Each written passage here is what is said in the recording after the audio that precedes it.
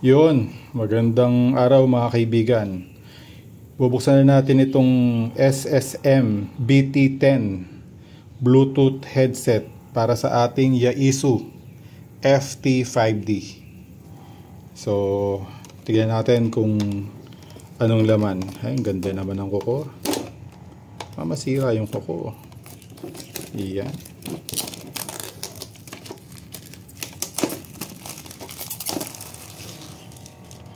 Uy. Tignan nga natin. Para dito yan sa sa two-way radio. Dahil yung mga ordinary Bluetooth headset hindi siya nagko-connect.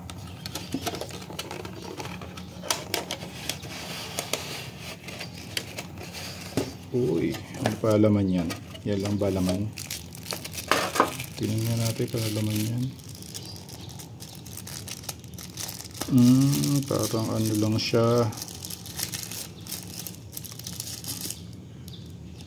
Okay, sige. So yun lang pala laman. Check nga natin yung Bluetooth headset niya.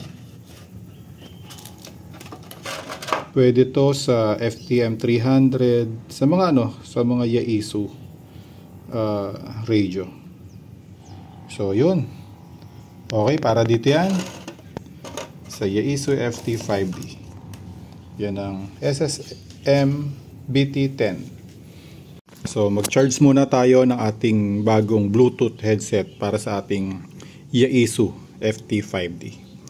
So ang gamit kong charger ay yung lang, ng ordinary na ba tawag dito? Micro USB.